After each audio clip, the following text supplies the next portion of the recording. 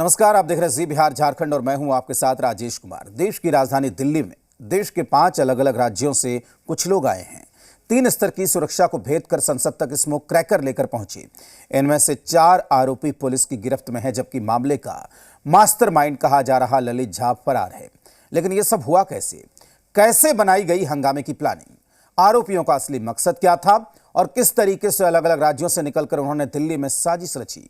हम आपको 6 राज्यों और 7 शहरों से हमारे 10 से ज्यादा संवाददाताओं की ग्राउंड रिपोर्ट दिखाते हैं।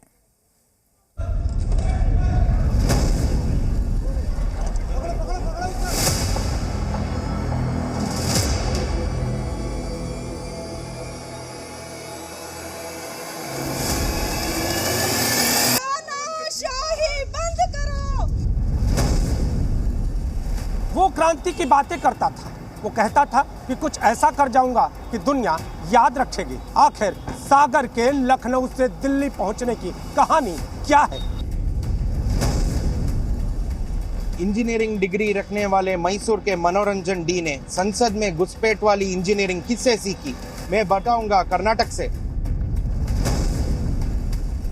मैं आपको नीलम के घर जींद से बताऊंगा कि कैसे संसद में हंगामा काटने वालों के संपर्क में वो आई और अब उसे बचाने के लिए कहां शुरू की गई है नई मुहिम। संसद में नारेबाजी करने वाला अमोल शिंदे महाराष्ट्र के लातूर से है। टीवी में जो तस्वीरें आ रही है उसके बाद उसके फैमिली का रिएक्शन क्या है, मैं आपको सीधे बताऊंगा, सीधे लातूर से। संसद की सुरक्षा में सेंध लगाने वाले आरोपियों ने जिस घर में पनाह ली थी, ये उसी विशाल उर्फ विक्की का घर है। कौन है विक्की और इस हंगामे की प्लानिंग में विक्की का क्या रोल है, मैं आपको बताऊंगा गुरुग्राम से। इस घर में लगभग 4 से 5 साल ललित मोहन झा जो यहाँ पे रहते थे, घर में ताला लगा के ललित यहाँ से चला गया। संसद में हंगामा काटने वाले सभी आरोपियों का क्या हुआ, या ये हंगामा एक बड़ी साजिश का हिस्सा थी? मैं दिल्ली से दूंगा आपको पूरी जानकारी। चलिए सबसे पहले आपको अपडेट देते हैं सागर शर्मा के बारे में, जिसकी उम्र सिर्फ 25 साल बताई जा रही है। संसद में स्मोक क्रैकर फेंकने वाला सागर ई रिक्शा चलाता है और उसका परिवार लखनऊ के आलमबाग में रहता है, जहां जी न्यूज की टीम पहुंची। संसद पर हमला करने वाले 2 युवकों में से एक सागर शर्मा लखनऊ के आलमबाग का रहने वाला है। उसके घर के बाहर इस वक्त हम मौजूद हैं और आप देख सकते हैं ये कितना जो है, अगर हम कहें तो ये पूरा घर है जहां पर लोग किराए पर रहते हैं अलग अलग कमरा लेके, और ये सागर का घर है। ये आप देख सकते हैं छोटा सा ताला लगाकर उनके घर के लोग फिलहाल यहाँ पर नहीं हैं। 11 तारीख को घर पे बताया कि दिल्ली जा रहा हूँ एक बड़े आंदोलन में शामिल होने, और उसके बाद इस तरीके की हरकत हो जाती है। घर वाले भी स्तब्ध हैं। घर वालों को अभी भी यकीन नहीं कि सागर ने संसद में ऐसा हंगामा मचाया होगा। पता नहीं क्यों किया ऐसे, क्योंकि हम लोग तो ऐसे ही रह रहे हैं शुरू से ही, आम लोगों की तरह। कोई काम भर की कमाई हम लोगों की कोई, और शुरू से हम लोग यहाँ ऐसे, और ऐसी कोई बात होती है वैसा मेरा बेटा होता तो आज हम यहाँ पे ना होते। लेकिन सागर, जिसकी पढ़ाई बहुत ज्यादा नहीं हुई है, जो ई रिक्शा चलाकर रोजी रोटी चलाता है, वो सोशल मीडिया पर क्रांतिकारी पोस्ट डाला करता था। सोशल मीडिया पर अगर उसके प्रोफाइल में लिखे संदेश को पढ़ा जाए तो वो बहुत कुछ बयान करता है। सागर के प्रोफाइल में लिखा है, मेरा सपना है, मेरी दौलत है, इतिहास लिखूंगा, आया हूँ दुनिया में तो कुछ करके मरूंगा। अच्छा, उसके जो फेसबुक पोस्ट है, स्टेटस हमने देखा व्हाट्सएप पर, वो क्रांतिकारी टाइप की बातें करता था कि मैं कुछ ऐसा कर गुजरूंगा, इतिहास रच दूंगा, इस तरीके की बातें वो लिखता था। आप लोगों ने कभी देखा था उसका सोशल मीडिया की वो ऐसा लिख रहा है, क्यों लिख रहा है? सर, इतना देखने का वक्त नहीं रहा मुझे, मैं बता नहीं सकता इस बारे में। चलिए अब आपको संसद के अंदर स्मोक क्रैकर फेंकने वाले मनोरंजन डी के बारे में बताते हैं। मनोरंजन डी के पास इंजीनियरिंग की डिग्री है और वो कर्नाटक के मैसूरू का रहने वाला है। संसद में स्मोक क्रैकर फेंकने के बाद उसके घर में सुरक्षा एजेंसियां पूछताछ के लिए पहुंची। किसान परिवार ने अपने बेटे मनोरंजन को इंजीनियरिंग करवाई थी, लेकिन अब पिता भी अपने बेटे की हरकत पर शर्मिंदा है। मैसूरू में रहने वाले मनोरंजन डी के घर को गए थे और कुछ जानकारी भी हासिल की। मुख्य द्वार में मनोरंजन ने कौन सा पुस्तक पढ़ रहा है और उनका फ्रेंड्स ग्रुप क्या है और उनका संघ क्या है, ये पूरा जानकारी पहले ही पुलिस ऑफिसर ने ले ली है। जींद की रहने वाली नीलम वर्मा भी अपने 4 साथियों के साथ संसद में पहुंची, लेकिन विजिटर पास नहीं होने की वजह से बाहर खड़ी रही। नीलम ने संसद के बाहर नारेबाजी की, जबकि नीलम के घर वालों ने जी न्यूज को बताया वो हिसार में प्रतियोगी परीक्षाओं की तैयारी कर रही थी। कई डिग्रियां उसके पास थीं, लेकिन नौकरी नहीं। वो दिल्ली तक क्यों और कैसे पहुंची, परिवार को नहीं पता। कोई बातचीत नहीं हुई हमारी तो। और नई धारा भी जोड़ी है इसमें, मतलब आतंकवादी धारा लगाई है, पता है आपने चीज? ना जी, कोई पता हमने। तो क्या कहेंगे जब धारा जोड़ी है, पुलिस ने, प्रशासन ने कार्रवाई करी है? हम तो न्यू कमांगे लीलम इसा कदम कदम उठा सकती। नीलम किसान आंदोलन में भी सक्रिय रही। चंडीगढ़ में एयरपोर्ट रोककर बैठे प्रदर्शनकारियों से भी मिली। परिजनों का कहना है कि किसान आंदोलन में तो पूरा गांव शामिल था।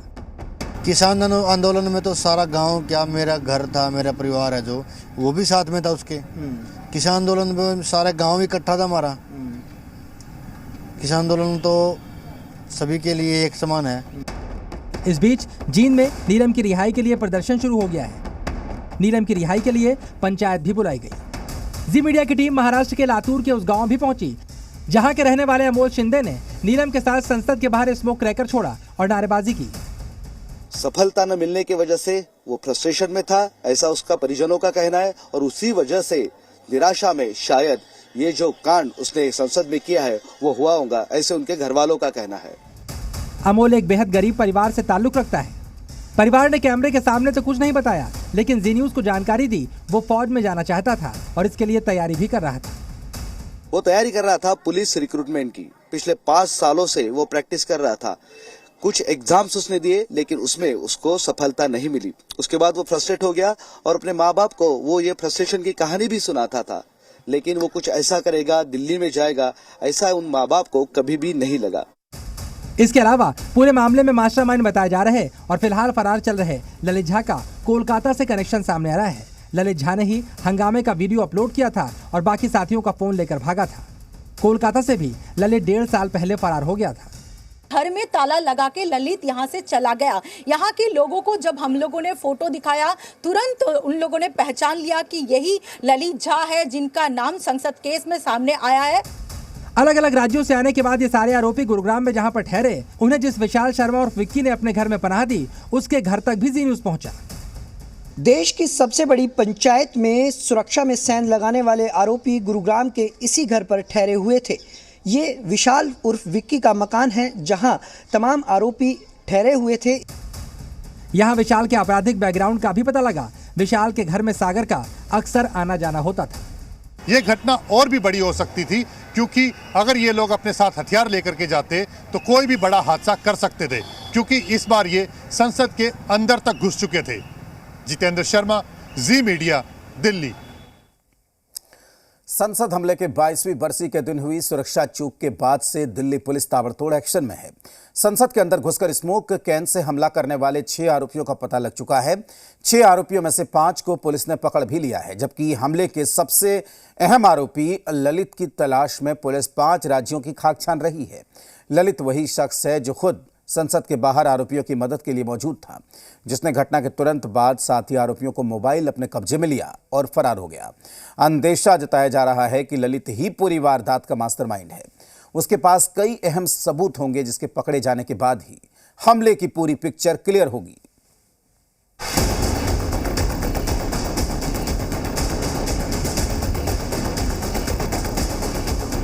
If you can smuggle in smoke canisters, you can easily smuggle in something far more serious.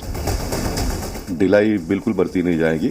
This is a major security breach. मैं समझता हूं कि सभी को मिलकर इस घटना को कंडेम करना चाहिए। संसद हमले पर सबसे पहले आपको 5 बड़े अपडेट बताते हैं। संसद के अंदर हमले से जुड़े एक और आरोपी को पकड़ लिया गया है, जबकि 6 में से 4 आरोपी कल ही गिरफ्तार कर लिए गए थे। एक आरोपी जिसने इन बाकी आरोपियों को रहने में मदद की थी, उसे गुरुग्राम से हिरासत में लिया जा चुका है। लेकिन एक आरोपी जो संसद के बाहर से 4 आरोपियों के फोन लेकर भाग गया था, उसकी तलाश जारी है। उससे बड़े खुलासे हो सकते हैं। पुलिस अब ये जानने में जुटी है कि इस पूरी घटना का मास्टरमाइंड आखिर कौन है, क्योंकि जिस तरह से इस घटना को अंजाम दिया गया, उससे ये तो साफ है कि इसके लिए बहुत बड़ी प्लानिंग की गई थी। जहां एक और 5 आरोपियों का संबंध 4 राज्यों से है, तो इस सब के बीच सभी आरोपियों के तार गुरुग्राम से भी जुड़ गए हैं। पता चला है संसद हमले में शामिल आरोपी गुरुग्राम में छठे आरोपी विशाल शर्मा उर्फ विक्की के घर में ठहरे थे। विशाल शर्मा को दिल्ली पुलिस की क्राइम ब्रांच ने हिरासत में ले लिया है। इस घटना में शामिल सभी आरोपी विशाल शर्मा के दोस्त हैं। हम दिल्ली पुलिस के साथ निरंतर टच में है। किसी भी प्रकार की कोई जानकारी गुड़गांव पुलिस के माध्यम से अगर दिल्ली पुलिस अगर मांगती है तो हम उनके साथ डिटेल्स शेयर करेंगे। संसद जिसका सुरक्षा घेरा इतना मजबूत होता है कि वहां परिंदा भी पर नहीं मार सकता और इस सुरक्षा घेरे को तोड़ना नामुमकिन है, लेकिन बावजूद इसके दो लोग संसद के अंदर ना सिर्फ घुस गए बल्कि संसद के अंदर जाकर के उन्होंने स्मोक क्रैकर भी फोड़ डाले।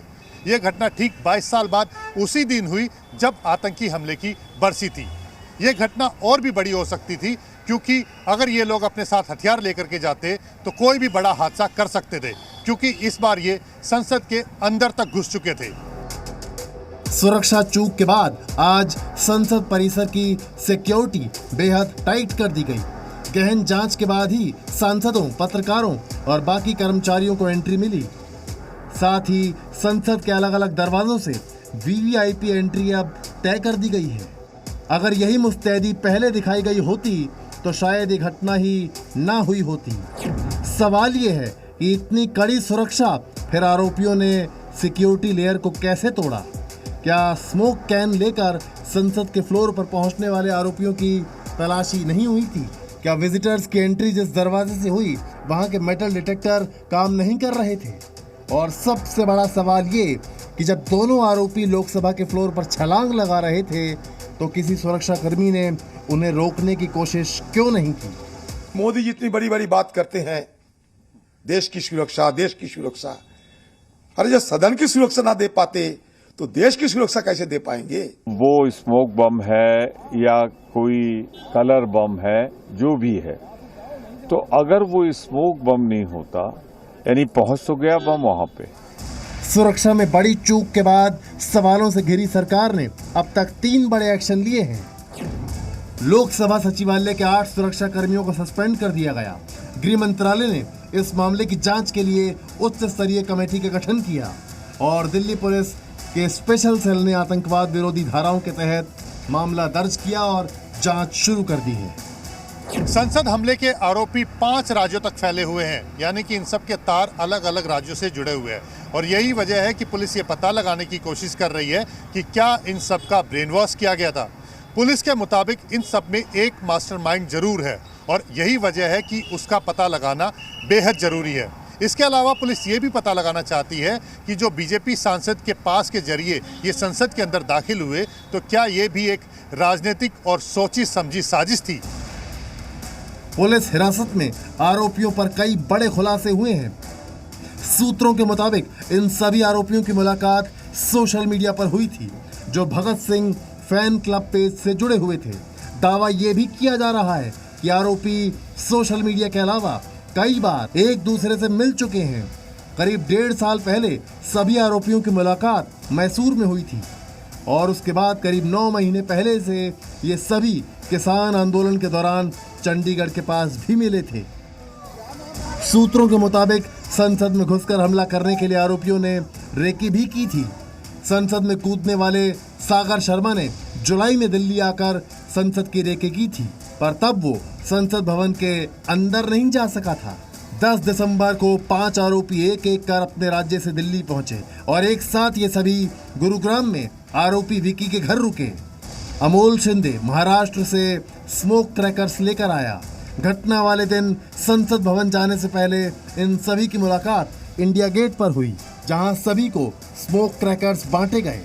इंडिया गेट पर प्लानिंग के बाद 13 दिसंबर को दोपहर 12 बजे सागर शर्मा और मनोरंजन संसद भवन के अंदर गए, जबकि अमोल और नीलम ने बाहर प्रदर्शन की शुरुआत की।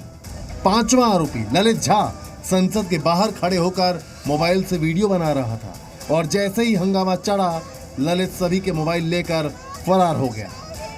जो पाउडर जो उन्होंने वहाँ फेंकने की कोशिश की, वो पाउडर में जहरीला पाउडर भी हो सकता है, कोई गैस भी हो सकती है, जहरीली गैस हो सकती है। मैं समझता हूँ कि जो भी सिक्योरिटी के जो प्रोसीजर्स हैं स्टैंडर्ड ऑपरेटिव प्रोसीजर जिसको SOP शॉर्ट में कहते हैं, उनको रिवैम्प करने की जरूरत है। फरार होने के बाद ललित ने अपने दोस्तों को संसद के बाहर प्रदर्शन का वीडियो भेजा और उसे सोशल मीडिया पर वायरल करने के लिए कहा। जी न्यूज के पास आरोपी ललित की व्हाट्सएप चैट भी मौजूद है। फिलहाल दिल्ली पुलिस आरोपी ललित की तलाश कर रही है। ललित कोलकाता का रहने वाला है। इसकी तलाश के लिए पश्चिम बंगाल में भी छापेमारी हो रही है और ललित के पकड़े जाने पर ही पूरे मामले का खुलासा हो सकता है। दिल्ली से जितेंद्र शर्मा और वरुण भसीन के साथ ब्यूरो रिपोर्ट, जी मीडिया। संसद पर हमले के बाद राजनीति भी शुरू हो गई है। संजय राउत ने संसद की सुरक्षा में सेंध के आरोपियों को भटका हुआ नौजवान कहा है, जबकि विपक्ष के नेताओं ने सरकार को कटघरे में खड़ा किया। वहीं बीजेपी विपक्ष पर संवेदनशील मुद्दे पर सियासत न करने की अपील कर रही है।